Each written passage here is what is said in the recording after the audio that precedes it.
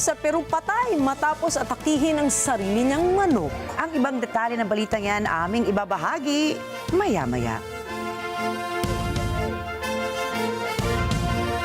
Magandang gabi, ako po si Ricky Matay. Ako si Nina Richie Alagaw Flores, ito ang Mata ng Agila International.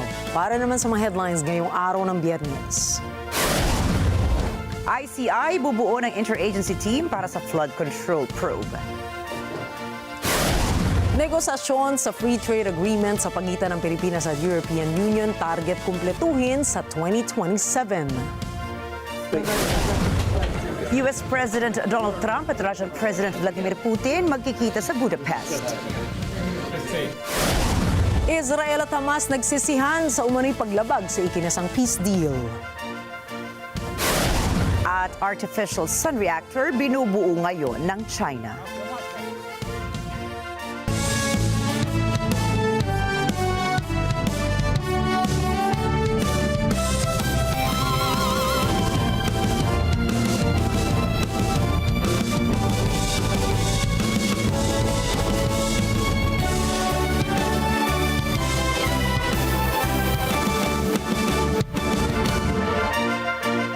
Binubuo na po ng Independent Commission for Infrastructure, ICI, ang interagency teams na mag-iimbestiga sa lahat ng hinihinalang maanumalyang flood control project sa Pilipinas. Sinabi ni ICI Special Advisor Rodolfo Azurin Jr. nakikipag-ugnayan na ang Commission sa Armed Forces of the Philippines o AFP, Philippine National Police o PNP at National Bureau of Investigation o NBI, pati na rin sa iba't ibang engineering groups. Ayon sa ICI official, kanila nang na-inspeksyon at na-identify na 421 ghost projects sa buong bansa at balak na nilang magsagawa ng technical validation. Higit sa flood control project ay iniimbestigahan din ng ICI ang tinatawag na ghost super health centers ng Department of Health. Kinumpirma ni Health Secretary Teodoro Herbosa na aabot sa 300 pasilidad ng kagawaran ang nananatiling hindi gumagana. Kinlaro naman ng kalihim na sa 818 super health centers, nasa 500 ang nakumpleto habang natitirang higit sa 300 ay ongoing ang pagpapatayo. Sa ngayon, patuloy ang pakikipagtulungan ng DOH sa ICI para sa case building para matukoy pa nila ang proyektong na-delay, may maling ulat o napabayaan. Inanunsyo ng Department of Foreign Affairs o DFA na bibisita sa Pilipinas ang Minister of Foreign Affairs in cooperation ng TIMOR-LESTE na si Bendito dos Santos Freitas mula October 21 hanggang 23. Ito ang ikalawang pagbisita ni Dos Santos Freitas sa Pilipinas mula nang siya ay manungkulan noong taong 2023. Nakatakda siya makipagkita kay Foreign Affairs Secretary Maria Teresa Lazaro sa October 22 para sa isang bilateral meeting. Inaasahan ng DFA na mapag-uusapan dito ang kooperasyon ng dalawang bansa, gayon din ang pagpapaigting ng kapayapaan at kaunlaran sa rehiyon sa pamamagitan ng ASEAN. Nagsimula ang formal na diplomatic relations ng Pilipinas at Timor-Leste noong May 20, 2002, kasabay ng makasaysayang pagbabalik ng kalayaan ng Timor-Leste. Balak ng Pilipinas at European Union na pumasok sa isang free trade agreement o FTA sa 2027 bago mapaso ang Generalized Scheme of Preferences o GSP+. Ang GSP Plus ay isang mahalagang trade agreement sa pagitan ng Pilipinas at EU dahil binibigyan ito ng duty-free access ang mga produktong Pinoy sa European Union market. Ayon kay EU Ambassador to the Philippines, Massimo Santor, isasagawa na nila ang ika-4 na round ng FTA negotiations sa Cebu sa susunod na linggo. Matatandaang nagsimula ang negosasyon para sa FTA ng Pilipinas at EU noong 2015 pa. Noong 2017 naman ay pansamantala itong natigil at muling sinimulan noong 2024. Kumpiyansa ang European Chamber of Commerce of the Philippines na magiging matagumpay ang pag-uusap para sa naturang FTA. Natagpo ang ligtas ang 2 Filipino overseas workers matapos mapaulat ng nawawala ang mga ito sa Hong Kong. Kinilala ang mga OFWs sa sina Mahilom Pabuaya, 24 anyos at Aleli Perez, 33 anyos. Nag-hiking sina Pabuaya at Perez noong October 4 at huling nakita sa Lungmon County Trail sa Chuen 1. Ayon sa Department of Migrant Workers o DMW, natagpuan ang dalawang OFWs bandang 10:30 ng gabi nitong October 16 lamang. Kaagad silang dinala sa Shatin Police Station sa Hong Kong. Subalit, bandang hating gabi ay inilipat sila sa Migrant Workers Office sa Hong Kong sa DMW para sa psychosocial counseling. Inamin ni Pabuaya at Perez na nag-hiking nga sila. Subalit, hindi pa rin malinaw ang mga detalye kaya kinuhanan sila ng mga sworn statements upang maipaliwanag ang totoong nangyari. Samantala, tinanggal na sila sa trabaho ng kanilang amo nang hindi sila makabalik pagkatapos ng kanilang day off. Sinabi ng DMW na kadalasang nire-report ng employer ang pagkawala ng kanilang mga empleyado at tinatanggal kapag hindi pumasok sa araw ng kanilang trabaho. Binigyan naman sila ng pagkakataong makapagpaliwanag sa kanilang amo at kung hindi makababalik sa trabaho ay posible silang pauwiin sa Pilipinas. Asahan na ng mga motorista ang rollback sa mga produktong petrolyo sa susunod na linggo. Batay sa 4-day trading sa means of Platts Singapore, maaaring mabawasan ng 30 sentimos ang kada litro sa gasolina. Piso at 10 sentimos naman ang posibleng rollback sa diesel habang 65 sentimos ang inaasahang bawas sa kada litro ng kerosino gaas. Paliwanag ng Department of Energy, epekto ng oversupply sa Organization of Petroleum Exporting Countries o OPEC Plus ang rollback sa oil products sa susunod na linggo.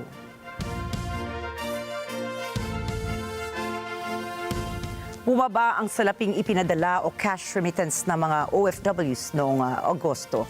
Sa datos ng Bangko Sentral ng Pilipinas, nakapagpadala ang mga OFW sa pamamagitan ng money transfer o formal channels ng $2.977 billion.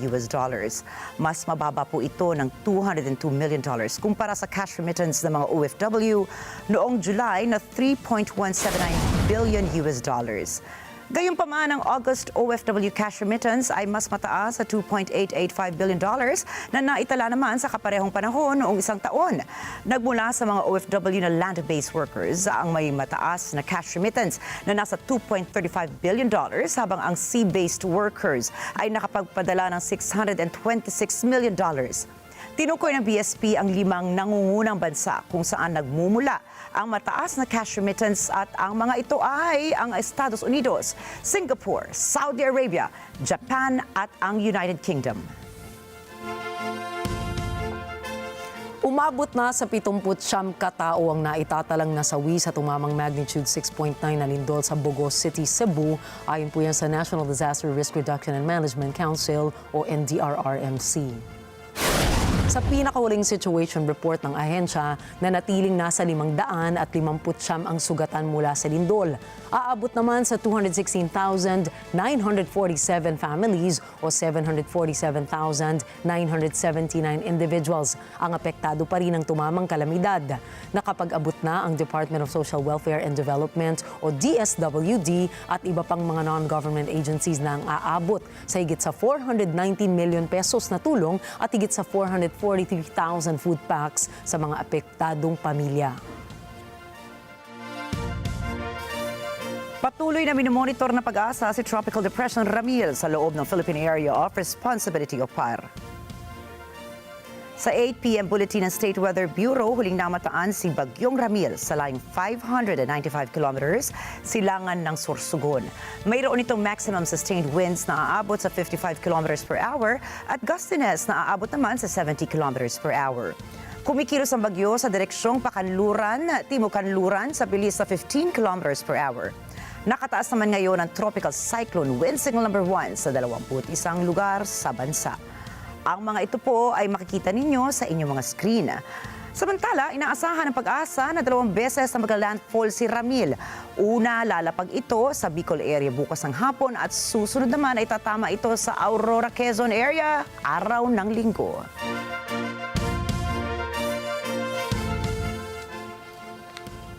Para malaman ang estado ng kalusugan ni dating Pangulong Rodrigo Duterte, ipinag-utos ng International Criminal Court o ICC na isailalim siya sa isang medical examination. Nais alamin ng ICC kung fit to stand trial o angkop bang humarap sa paglilitis si Duterte kaugnay sa kasong crimes against humanity na nangyari umano noong war on drugs ng kanyang administrasyon. Sa isang 9 na pahinang desisyon ng ICC Pre-Trial Chamber 1, nagtalaga ng isang panel ng independent medical experts ang korte. Kabilang sa mga medical experts ang isang forensic psychiatrist, isang neuropsychologist at isang geriatric at behavioral neurologist. Susuriin nila kung may kakayahan si Duterte na makilahok sa pre-trial proceedings at kung talagang may sakit nga ito na maaaring makaapekto sa kanyang kakayahang unawain ang mga pagdinig at ebidensya. Inatasan ng ICC ang mga medical experts na magsumite ng kanilang report sa Oktubre at 31. Maaari namang maghain ng observations ng prosekusyon, mga biktima at depensa hanggang Nobyembre 5. Susunod, India, hindi bibili ng langis sa Russia. Trump at Putin magkikita sa Budapest. At Israel at Hamas nagsisihan. Yan at iba pang mga balita sa pagbabalik ng Mata ng Agila International.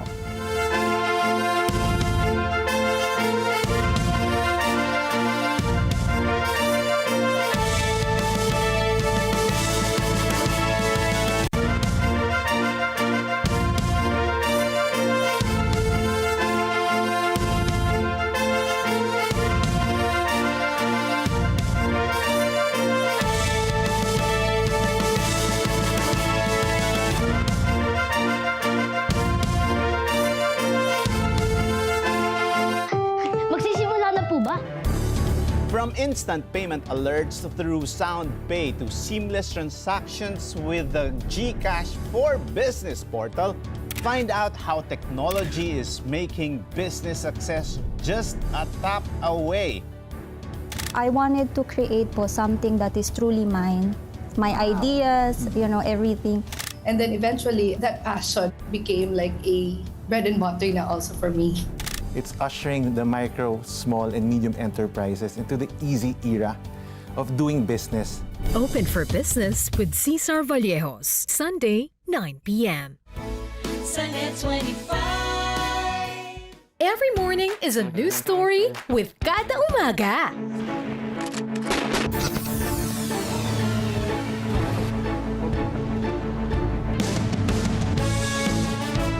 What do fish in an aquarium see when they peer out into our world? Distorted shapes, blurry figures. They can only see clearly up close, so they can recognize their fellow captives. Plus whatever's crawling around on the floor of their new home. Some such creatures were brought along as stowaways from the tropics.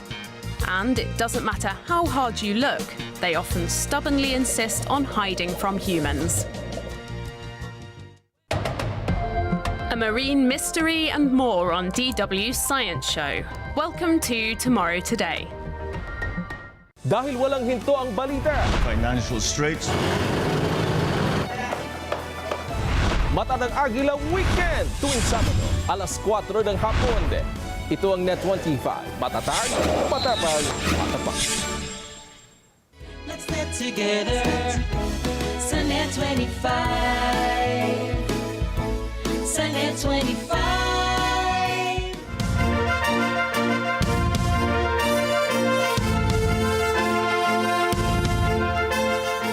Pumanaw na po sa edad na 101 ang dating Prime Minister ng Japan na si Tomoichi Murayama. Unang pumasok sa politika si Murayama noong 1955 bilang miyembro ng Japan Socialist Party sa Owita City Council.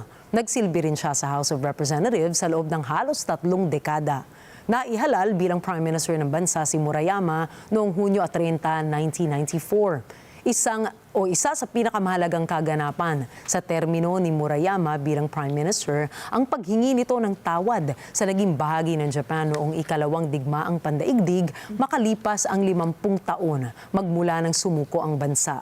Nagretiro sa politika si Murayama taong 2000. Naglabas naman ng pahayag ang kasalukuyang Prime Minister ng Japan na si Shigeru Ishiba. Kinilala nito ang pagharap ni Murayama sa isang suliranin ng bansa, partikular na ang naganap na Hanshin Awaji earthquake at iba pang issue. Batay sa ulat ng otoridad, namatay si Murayama sa isang pagamutan sa lungsod ng Owita sa Japan. Nakatakda ng umuwi ngayong gabi ang 60 Korean nationals na nakulong sa Cambodia kasunod ng mga issue ng online scam. Ayon sa Director of the National Security of South Korea na si Wee Sung-lak, naging banayad ang diskusyon ng Seoul at Phnom Penh ukol sa nasabing suliranin. Karamihan sa mga South Korean nationals ay hinihinalang sangkot sa mga online scams sa Cambodia. Iginiit ni Wee na paglapag sa South Korea ay haharap ang mga ito sa mga kaukulang kaso. Anya, marapat lamang nalitisin sila sa sarili ng bansa dahil sa South Korea ang may jurisdiksyon sa mga kaso nito. Dagdag pa ni Wee na magkakaroon ang pamahalaan ng South Korea ng Korean Desk na may Police Liaison Office na siyang hahawak sa mga kaso ng Korean nationals. Papaigtingin rin ang joint law enforcement operations and crackdown sa pagitan ng dalawang bansa. Nasa 200,000 na katao ang sangkot sa scam centers sa Cambodia, kung saan higit 1,000 ang kinilalang mga South Koreans. Isang South Korean na estudyante naman ang kumpirmadong nasawi sa scam hub matapos itong pahirapan sa pamamagitan ng torture ng isang criminal gang. Ibinunyag ni US President Donald Trump na pumayag na si Indian Prime Minister Narendra Modi sa mungkahing hindi na sila mag-aangkat ng langis mula sa Russia. In light of China's export curbs on rare earths, do you view India as a reliable partner going forward? And are you planning to meet Prime Minister Modi in Malaysia? Are you open to talks in terms of Yeah, trade? sure. He's a friend of mine. We have a great relationship. He just said that 2 days ago, as you know. We have a great relationship. No, we were not happy with him buying oil from Russia, because that lets Russia continue on with this ridiculous war where they've lost 1.5 million people. So I was not happy that India was buying oil. And he assured me today that they will not be buying oil from Russia. That's a big stop. Ang nasabing hakbang ay paraan ng Estados Unidos para tigilan na ng Russia ang pag-aatake nito sa Ukraine. Dagdag pa ni Trump na nagbigay na ng katiyakan si Modi ukol sa nasabing usapin. Magugunitang naglatag ng kondisyon si Trump sa India na dapat ay huwag bumili ng krudo sa Russia para hindi na sila patawan ng taripa ng Estados Unidos. Bumuelta naman ang Indian Foreign Ministry kung saan sinabi nilang wala silang alam ukol sa naging pag-uusap ng dalawang pinuno ng Estado. Sinabi ng Indian government na nagsasagawa na sila ng pag-uusap sa US ukol sa trade, ngunit wala itong pinapanigan pagdating sa energy trade. I am not aware of any conversation yesterday between the two leaders. We have noticed the latest sanctions announced by the UK, as I have said this earlier as well, and possibly most of you are aware of it as well, that we do not subscribe to any unilateral sanctions. Government of India considers the provision of energy security a responsibility of paramount importance to meet the basic needs of its citizens. Indian companies source energy supplies from around the world while taking overall market conditions into account. We would stress that there should be no double standards, especially when it comes to energy trade. Patay ang 7 sundalong Pakistani at 13 naman ang sugatan kasunod ng pag-atake ng ilang militante sa isang kampo sa North Waziristan, Pakistan, malapit sa Afghan border. Sunod-sunod na putok ng baril ang umalingaw-ngaw dito at isang militanteng nagmamaneho ng sasakyang may kargang mga bomba ang nagtungo sa kampo na siyang naging dahilan ng pagsabog sa nasabing lugar. Ito ay naganap sa kalagitnaan ng temporary truce sa pagitan ng Afghanistan at Pakistan. Alas 9 ngayong gabi ay natapos na ang 48-hour truce ng dalawang bansa. Matatanda ang bago magkasundo sa tigil-pitukan ng dalawang bansa ay nagsagupaan ito sa nasabing border kung saan dose-dosena ang namatay kasunod ng isinagawang airstrikes ng Pakistan. Nagbitiw sa pwesto si Mongolian Prime Minister Gombojav Zandarshatar matapos lamang ang 4 na buwan sa panunungkulan. Ang kanyang pagbibitiw ay kasunod ng malawakang protesta laban sa korupsyon at lumalalang problema sa ekonomiya. Bumaba sa pwesto si Zandan Chatar matapos siyang mawala ng suporta sa Mongolian Parliament at sa loob mismo ng ruling Mongolian People's Party. Si Zandan Chatar na naging ika-32 punong ministro ng Mongolia noong Hunyo ay pinangunahan ng gobyerno sa gitna ng mataas na presyo ng bilihin at pagbaba ng kita mula sa carbon industry. Ngunit lalong lumalim ang hidwaan nila sa loob ng partido nang talunin siya ng karibal na si Amar Bayas-Galan Dajjevge sa halalan sa liderato. Ito na ang ikalawang pagbibitiw ng Prime Minister sa loob ng 5 buwan at patunay ng patuloy na hamon ng Mongolia sa katiwalian at pampulitikang pagkakakampi. Inaasahan ngayon na magtatalaga si President Uknakurelsuk ng bagong Prime Minister na kailangang aprubahan ng parlamento. Matapos ang 2 oras na pag-uusap sa telepono, nagkasundo sina US President Donald Trump at Russian President Vladimir Putin na magkikita sila sa Budapest, Hungary. Magpupulong ang 2 pangulo ukol sa digmaan sa Ukraine. Leslie Gumarang para sa karagdagang mga detalye. Malamang ay sa mga darating na linggo na ang pagpupulong ni Pangulong Donald Trump at Russian President Vladimir Putin. I-host ito ni Hungarian President Viktor Orban na nagpost sa X na sinimulan na ang mga paghahanda. Sa kanyang pakikipag-usap sa telepono kay Putin, iminungkahi ni Trump na maaari niyang suplayan ng Ukraine ng long-range Tomahawk missiles, bagay na hindi raw nagustuhan ng Russian President. I really appreciate it.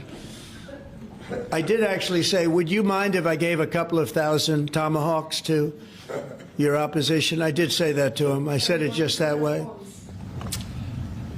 He didn't like the idea.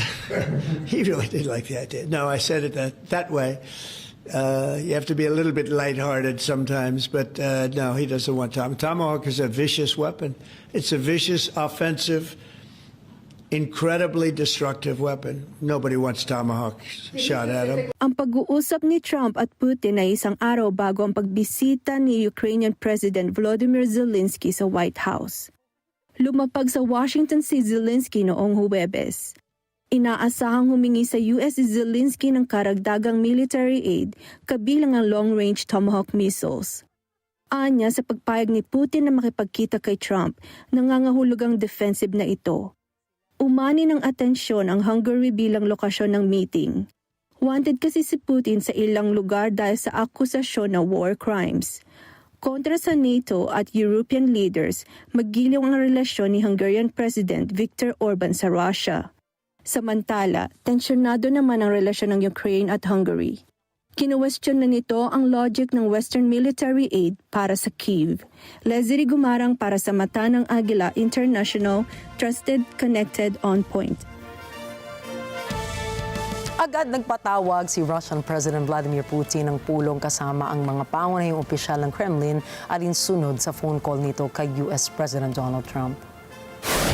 Ayon sa mga ulat, tinalakay sa pagpupulong ang mga isyong may kaugnayan sa relasyon ng Russia at Estados Unidos. Nagdulot naman ang pagkabahala sa Kiev at sa mga kaalyado ng Ukraine ang naging usapan ng dalawang lider. Sinabi ni Senior Kremlin Aide and Foreign Policy Advisor Yuri Ushakov na nagpahayag ng detailed assessment si Putin ukol sa sitwasyon sa Russia. Ikinatwiran niya na ang kanilang special military operations ay alinsunod sa kanilang strategic initiative para depensahan ang terrorist methods ng Kiev. Особый акцент в ходе телефонного разговора был сделан на вопросах украинского кризиса. Владимир Путин дал подробные оценки сложившейся ситуации, подчеркнув заинтересованность российской стороны в достижении мирного политико-дипломатического решения. Было в частности отмечено, что в ходе специальной военной операции российские вооруженные силы полностью владеют стратегической инициативой по всей линии боевого соприкосновения. В этих условиях киевский режим прибегает к террористическим методам, наносит удары по гражданским целям и объектам энергетической структуры, на которые мы вынуждены соответствующим образом отвечать. Binanggit rin ni Ushakov na maaaring makaapekto sa relasyon ng Estados Unidos at Russia ang usaping tigil putukan ng Moscow at Kiev ang pagbibigay ng Estados Unidos ng Tomahawk missiles sa Ukraine. Затрагивалась и проблематика возможных поставок Украине дальнобойных крылатых ракет «Томагавк». Владимир Путин повторил свой тезис о том, что томагавки не изменят ситуацию на поле боя, но ущерб отношениям между нашими странами это все нанесет существенный, не говоря уже о перспективах мирного регулирования. Трамп упомянул, что, естественно, что он завтра встречается с Зеленским и сказал также, что в ходе контакта с Зеленским он, естественно, учтет те соображения, которые были высказаны президентом России в ходе сегодняшнего телефонного разговора.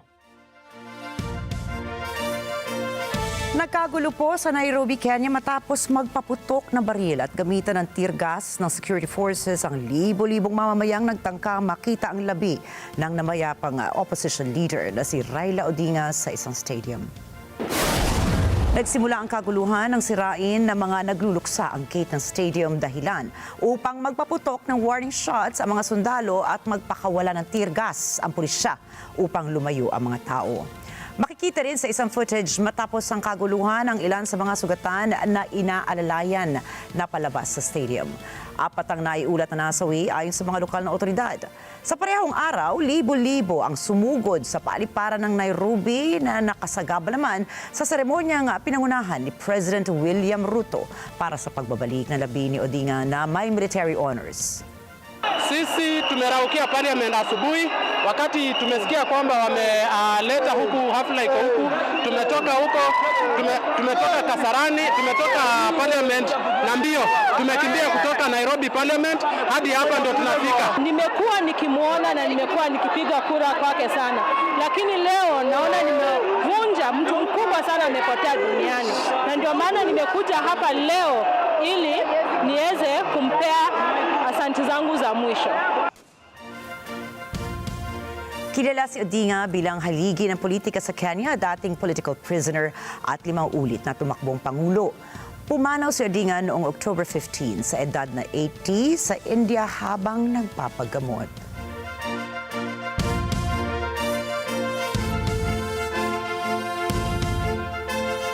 Patuloy ang sisihan ng Israel at Hamas hinggil sa umano'y paglabag sa US-mediated ceasefire. Ipinahayag ng Israel na naghahanda ito para sa muling pagbubukas ng Rafah crossing sa pagitan ng Gaza at Egypt upang payagang makatawid ang mga Palestino, ngunit hindi pa masisiguro ang petsa bunsod ng nagaganap na sisihan. Isa sa mga isyong nagpapainit sa tensyon ay ang hindi pa naibabalik ng mga bangkay ng 19 na bihag na hawak pa rin ng Hamas. Ayon sa Israel, 10 bangkay pa lamang ang naibigay at isa sa mga iyon ay hindi pala hostage. Depensa naman ng Hamas, patuloy silang sumusunod sa kasunduan, ngunit nahihirapan silang makuha ang mga labi dahil ang ilan ay nabaon sa mga tunnel o guho ng gusali na binomba ng Israel. Kasabay nito ay nakusahan ng Hamas ang Israel ng paglabag sa tigil putukan matapos umano itong pumatay ng hindi bababa sa 24 katao simula noong Biyernes. Tumanggi naman ang Israeli military na magbigay ng agarang pahayag, ngunit tulad ng giit nila dati, binabaril lamang nila ang nakikita nilang banta. Samantala, inanunsyo ng France, katuwang nito ang Britain at Estados Unidos para sa isang UN Security Council resolution na maglalatag ng batayan para sa pagbuo ng international force sa Gaza. Ayon kay French Foreign Ministry spokesperson Pascal Confavreau, kailangang may UN mandate ang naturang puwersa upang mapagtibay ang legalidad nito at mahikayat ang partisipasyon ng iba't ibang bansa. Dagdag pa ng White House, nakikipag-ugnayan na si US President Donald Trump sa ilang bansa na nais mag-ambag ng tropa para sa naturang peacekeeping mission.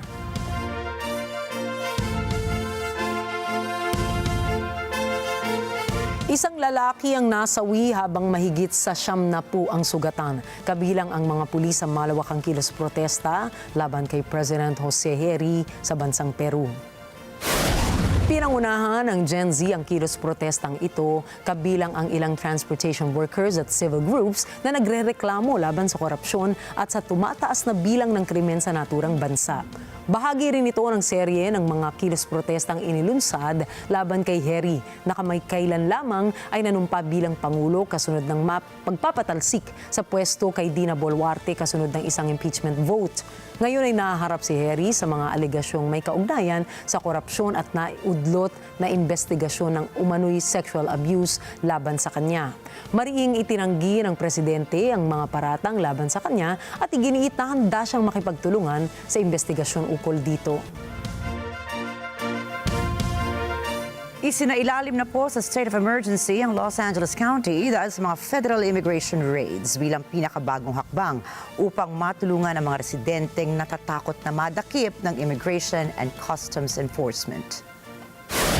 Karaniwang ipinapatupad ang deklarasyong ito sa panahon ng kalamidad, subalit layunin ito ngayon na matulungan ang mga residenteng naaapektuhan ng immigration operations. We will be urging our colleagues today to declare a state of emergency because what's happening across Los Angeles County is an emergency. It may not be a wildfire or an earthquake, but it is a man-made emergency created by our own federal government. ICE raids are spreading fear and confusion in every corner of our county. Dahil sa desisyon ni Trump na ipadala ang puwersa ng National Guard, sumiklab ang mga kilos protesta sa Los Angeles. Nagsagawa na rin ang National Guard ng Democratic-run cities katulad ng Chicago, Portland at Memphis.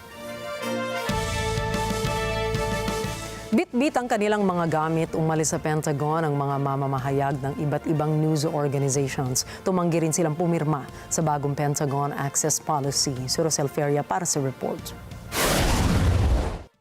Isang banta sa press freedom ang bagong Pentagon Press Access Policy. Ito ang binigyang diin ng mga news reporters na tumangging lumagda sa bagong polisiya.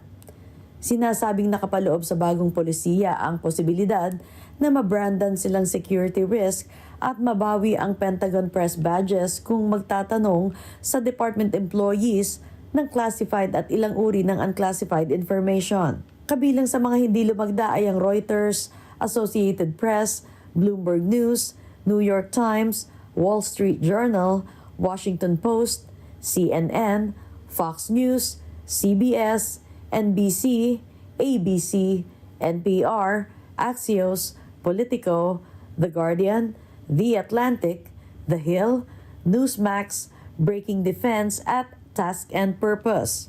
Sinabi ni Chief Pentagon spokesperson Sean Parnell, hindi naman pinapasang-ayon ng policy ang mga mamamahayag. Ipinakikilala lang nito na nauunawaan nila ang polisiya. Anya may reporters na ang nagkaroon ng full-blown meltdown at nagsasabing biktima sila. Ayon kay Parnell, pinakamaganda ang bagong policy para sa mga sundalo at sa seguridad ng bansa. Ayon kay Pangulong Donald Trump, tinawag na disruptive ni Pentagon Chief Pete Hegseth ang press pagdating sa world peace at national security. Tinawag namang common sense ni Hegseth ang bagong requirements. Anya, kailangang respetuhin ang national security. Ayon sa news organizations, hindi nila binabaliwala ang restrictions pagdating sa press access sa mga sensitibong lugar sa Pentagon. At limitado ang access ng credentialed reporters. Sinabi ng Pentagon Press Association, tanging unclassified spaces ang ginagamit nila. Nag-issue ng joint statement ang 5 major news outlets at sinabing binabantaan ng bagong policy ang mga pangunahing proteksyon ng mga mamamahayag. Batay sa statement, patuloy nilang i-cover ang US military kaakibat ang mga prinsipyo ng malayang pamamahayag. Rosel Feria para sa Mata ng Agila International, trusted, connected, on point. Nabigla si Ukrainian President Volodymyr Zelensky nang malaman na nag-usap sa telepono sina Russian President Vladimir Putin at US President Donald Trump ilang oras bago ang pagpupulong nila sa Washington. Ayon sa mga ulat, sinabi ni Ukrainian Chief of Staff Andriy Yermak na nabigla ang kanilang delegasyon nang mabalitaan ang anunsyo ni Trump na nakipagkasundo itong makipagpulong kay Putin sa Hungary. Nangamba rin ang mga opisyal sa posibilidad na humina ang suporta ng Estados Unidos sa kanilang laban. Binanggit naman ni Trump sa isang event sa Oval Office ang nangyaring pag-uusap kay Putin. I mean, we have a problem. They don't get along too well, those two, and it's sometimes tough to have meetings, so we may do something where we're separate but equal. We'll meet and talk parties, but this is a terrible relationship the two of them have, and it's one of those things. I've seen things that nobody would believe, but this is one of them. So we're going to be meeting in Hungary. Viktor Orban is going to be hosting, and it's really something that's time. Susunod, grain silos sa Illinois gumuho. Artificial sun dinedevelop ng China. At sumo tournament ginaganap ngayon sa Royal Albert Hall, London. Mga detalye po ng mga balitang yan at iba pa mga balita sa pagbabalik pa rin na Mata ng Agila International.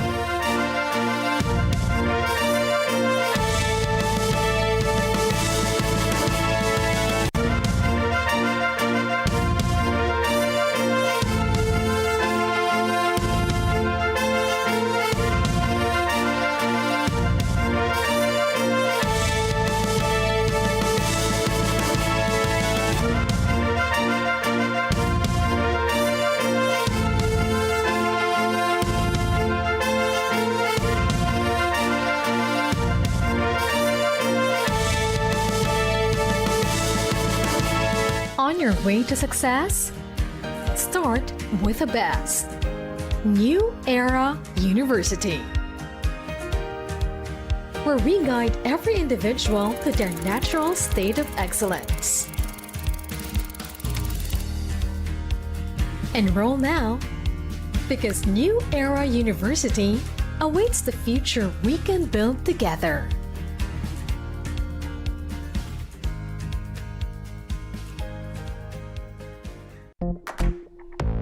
Can't stand the sight of blood?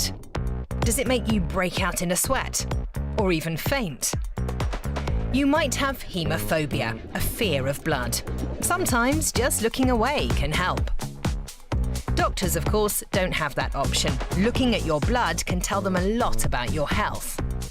In Nicholas's case, they discovered a dangerous condition usually only seen in older people. It was almost too late. Why does something have to happen before anyone checks? Well, we're checking now. On In Good Shape. They say our eyes are key sensory organs for sight. Through them, we capture moments, stories, and the beauty of life itself. But what happens when those sights begin to blur? Many believe myopia is just a simple case of nearsightedness. But behind that blur is a condition that can affect how we learn, work, and experience the world around us. So open your eyes and your hearts as we explore how protecting our sight can help us. Iyan ang ating aabangan sa Ito Ang Tahanan ngayong Sabado at Linggo, alas 8 ng umaga sa Net25. Let's net together sa Net25.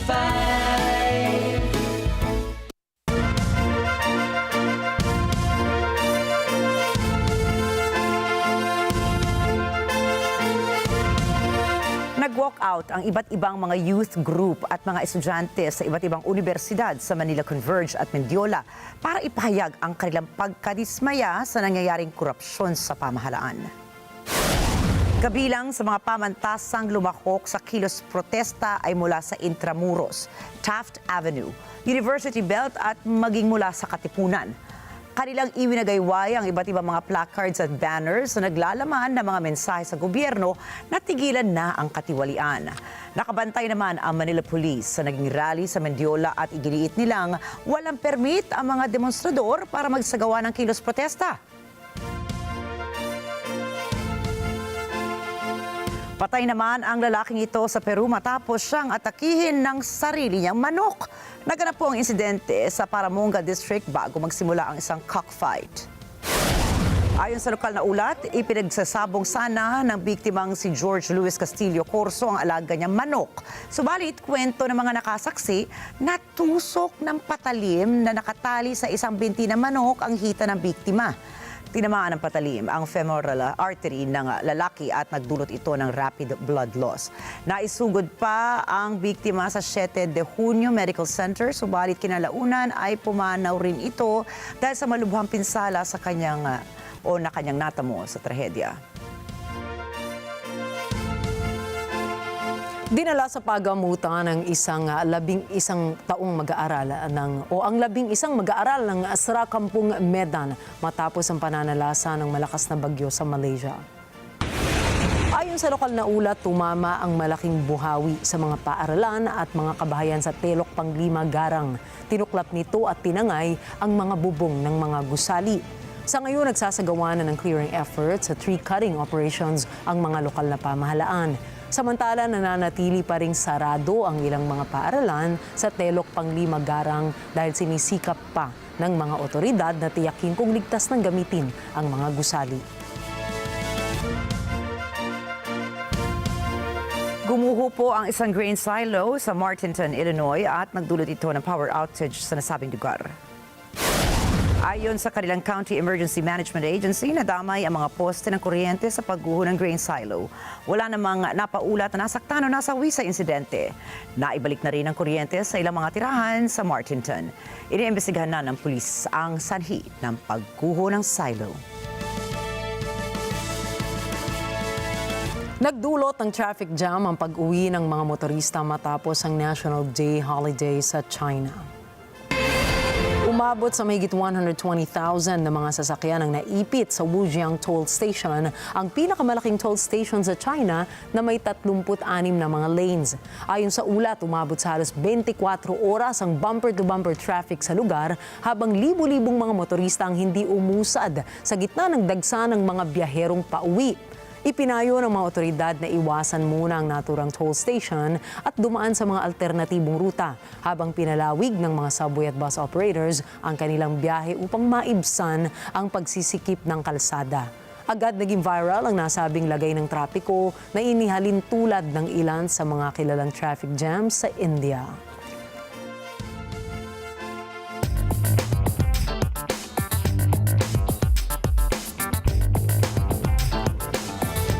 $15 bilyong kada linggo ang halagang babalikati ng US economy dahil sa government shutdown. Taliwas ito sa impormasyong sinabi ni US Treasury Secretary Scott Bessent na $15 billion kada araw ang epekto ng shutdown sa ekonomiya ng Estados Unidos. Si NJ de Guzman para sa balitang yan. 15 billion kada linggo, hindi kada araw ang epekto ng shutdown sa ekonomiya ng US. Ito ang pagtutuwid ng US Treasury Secretary batay sa isang report ng White House Council of Economic Advisors. Nauna kasing sinabi ni Treasury Secretary Scott Bessent na $15 billion kada araw ang epekto ng shutdown sa US economy. Ang tama ay $15 billion bawat linggo. 2 beses ginamit ni Bessent ang maling estimate habang hinihimok ang Democrats na magpakabayani at pumanig sa Republicans para tapusin na ang shutdown. We call on the moderate Democrats in the Senate. Ang gobyerno. Got a lot of people paid, actually.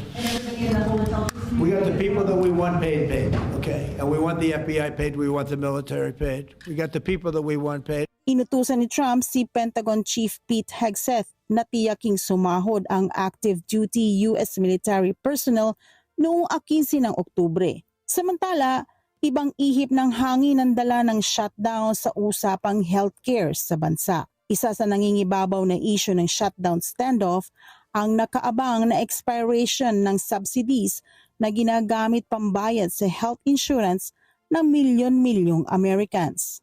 I know we have to do something about the medical.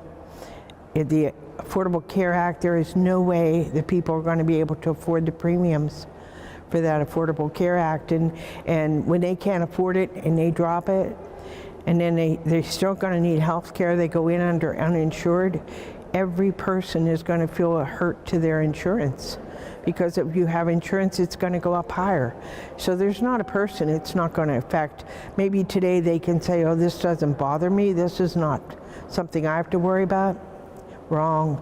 Para sa isang furlough employee o pansamantalang inalisan ng trabaho, pagkadismaya sa walang katiyakang back pay ang iniinda niya.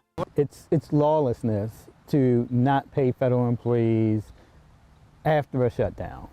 The current president, who was the former president then, signed the actual law that says federal employees are guaranteed pay if there's a government shutdown, because it's not their fault that Congress can't come to a resolution and solve these kind of problems that stop our budgets from going forward. Samantala, naobserbahan ng mental health technician na ito ang epekto ng binawasang psychiatric services. It taxes the system. It puts the system in an overload.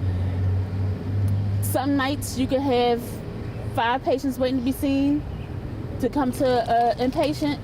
Some nights you can have an overload of 28 patients where everybody's just sitting because there's not that many psychiatric beds in this region. Idagdag pa ang personal na alalahanin niya bilang empleyado. I hope Congress comes through and lifts a doomy cloud up off of us, because I'm really anxious about this, because this really impacts my livelihood, how I'm paid, how I go to work, my co-workers, because I represent not just myself but a whole group of people.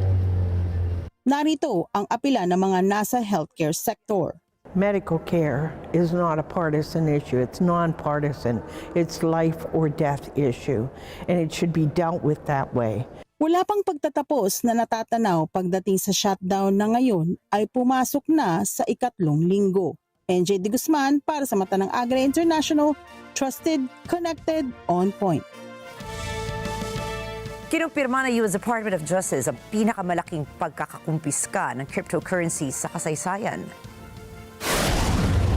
Ito ay matapos sila masamsam ang mahigit 127,000 Bitcoin na may halagang humigit kumulang $15 billion mula sa negosyanteng Chino na si Chen Ji, na chairperson ng Prince Group sa Cambodia.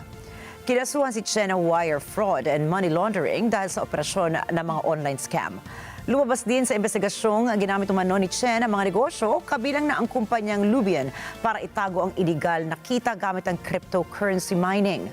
Ang Lubian ay dating may operasyon sa China at Iran at kumokontrol ng halos 6% ng global Bitcoin mining bago ito biglang naglaho na lamang noong taong 2021.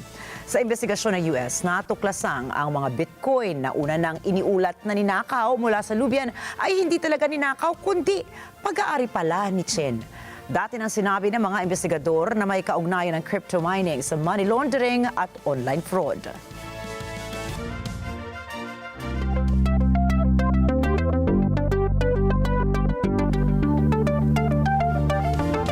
Gumagawa ngayon ang mga scientists sa China ng tinatawag nilang artificial sun na maaaring maging fusion energy reactors sa hinaharap. Ayon sa Chinese Academy of Sciences Institute of Plasma Physics, kaya pa lang ng prototype ng CRAFT o Comprehensive Research Facility for Fusion Technology na magkarga ng malaking bilang ng thermal load. Paliwanag ng mga siyentipiko, ang CRAFT ang magsisilbing mahalagang component ng gagawin nilang fusion reactor core. Layo ng research na ito na makagawa ang China ng clean energy source at makaambag din sa space exploration ng Beijing sa solar system.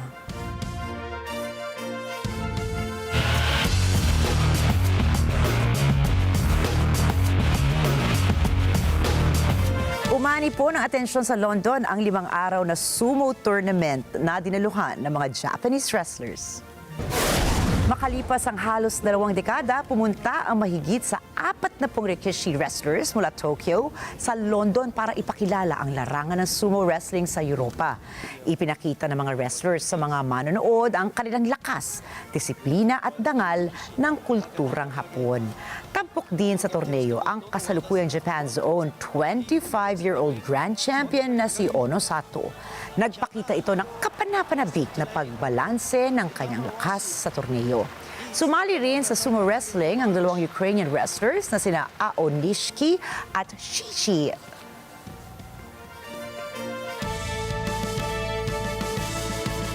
Hinirang na bagong head coach ng Team USA Men's Basketball Team ang Miami Heat lead na si Eric Spoelstra para sa mga susunod na FIBA World Cup Games. Si Spoelstra ang kauna-unahang Philam na mangunguna sa Team USA. Pinalitan niya si Golden State Warriors head coach Steve Kerr nang matapos ang termino nito sa Paris Olympics. Inaasahang hahawakan ni Spoelstra ang Team USA sa mga darating na international tournaments kabilang ang 2027 FIBA World Cup at 2028 Los Angeles Olympics. Kilala si Spoelstra sa kanyang disiplina, estratehiya at kakayahang hubugin ang mga manlalaro under pressure.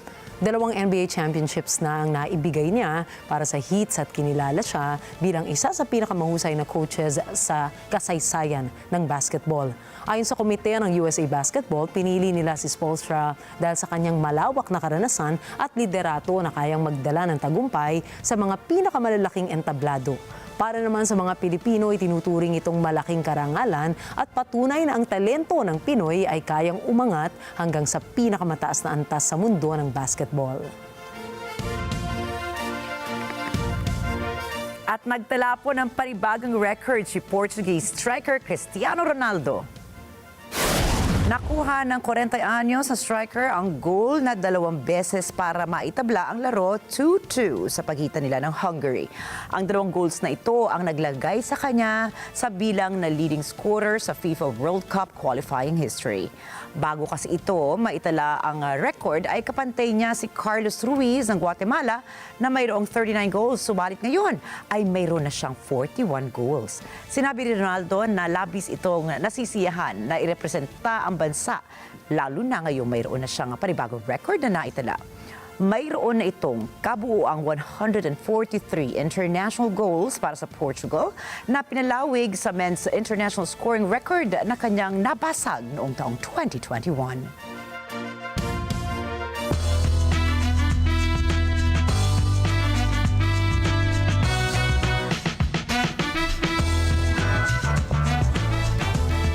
Naglabas ng Instagram post ng American singer-songwriter na si Charlie Puth kasama ang kanyang asawa na si Brooke Sansoni kung saan tila ba inaasahan nila ang kanilang first baby.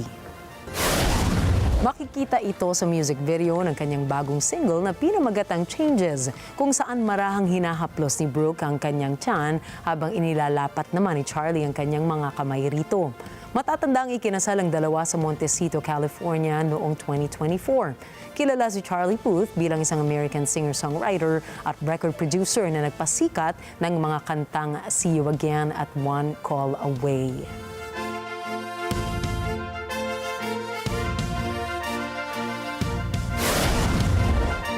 Susunod, 2012 Archibald winner Tim Storer, i-debut ang kanyang sculpture By the Sea. Adolescence creator Stephen Graham magsusulat ng libro para sa mga mag-ama. At Israeli hostage couple muling nagkasama makalipas ng halos 2 taong pagkakakulong. Manatili pong nakaantabay, magbabalik pa ang mata ng Agila International.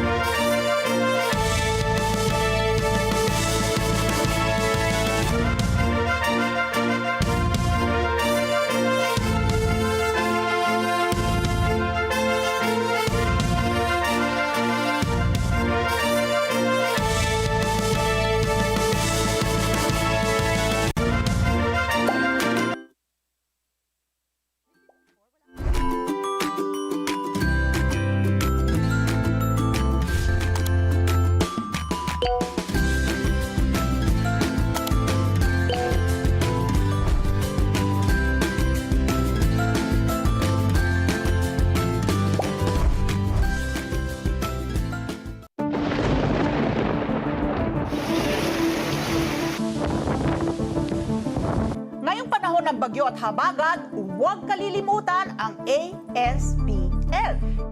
A. Alamin ang sitwasyon sa paligid mo. S. Siguraduhin ang kaligtasan ng pamilya. P. Paghandaan ang posibleng sakuna.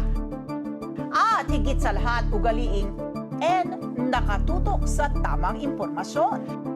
ASPN, ano sa palagay nyo?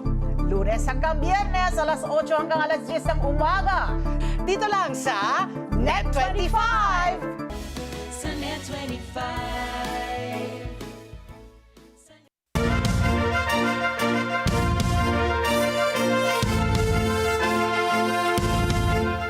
Muling nagbukas ang taunang Sculpture by the Sea exhibit sa Bondi Beach sa Sydney, Australia.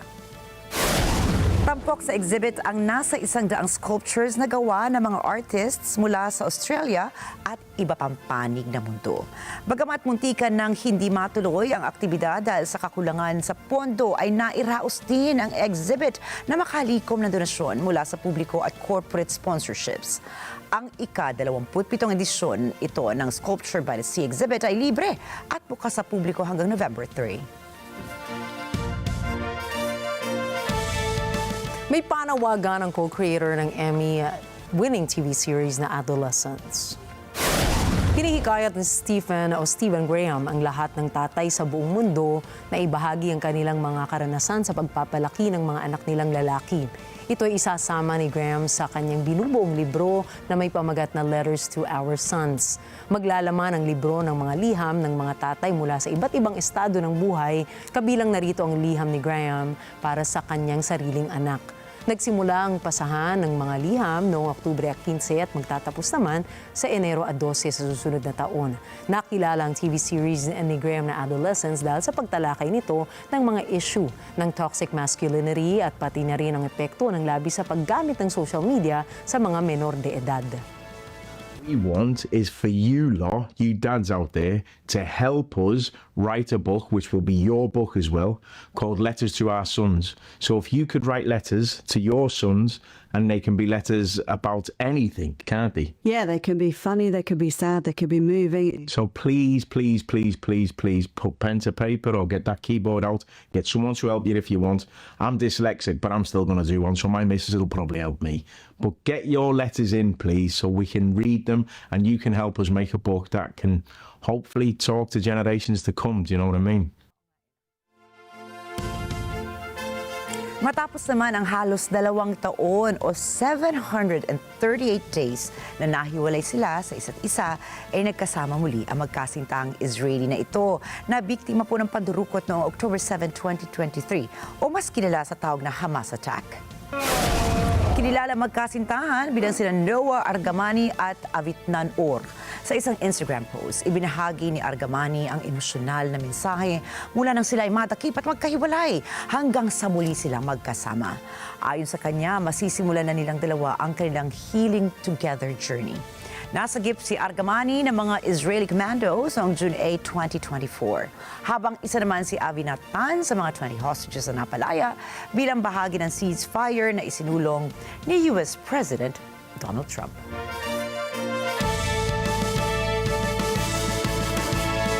Diba? Alam mo, Ricky, sa totoo lang, wala nang sasaya pa sa pakiramdam ng makasama mo uli yung mahal mo sa buhay, diba? Oo, tama naman Best dyan. feeling. At saka sa iba pang panig naman, di ba, mayroong mga Israelis, may mga Palestinians, meron tayong nabalitaan doon. Akala niya, ang binalita sa kanya, completely na wipe out yung pamilya niya. So imagine yung saya niya nung nakita niya sila, kumpleto, ang mga magulang niya, mga anak niya na buhay pa. Yun ang pinakamasaya. Hindi, sa totoo lang, syempre maraming kukontra pag sinabi ko to, pero hindi talaga yaman, 'di ba? Hindi kapangyarihan, kundi yung pagmamahal talaga ng pamilya pa rin ang pinakapangahawakan natin na masasabi natin talagang naging matagumpay itong buhay natin sa mundo. At saka 'di ba, ang yaman naman hindi mo madadala yan kahit saan, 'di ba? Pero talagang yung legasiya mo nga na maiiwan, and your legacy lives to your children, the people that you leave behind, the kindness that you left behind. At saka at the end of the day, yung pamilya talaga. Oo, at dahil sinabi natin to, pupunta ngayon tayo sa Akalain mo, Nina. di ba? Akalain mo, Nina. naman.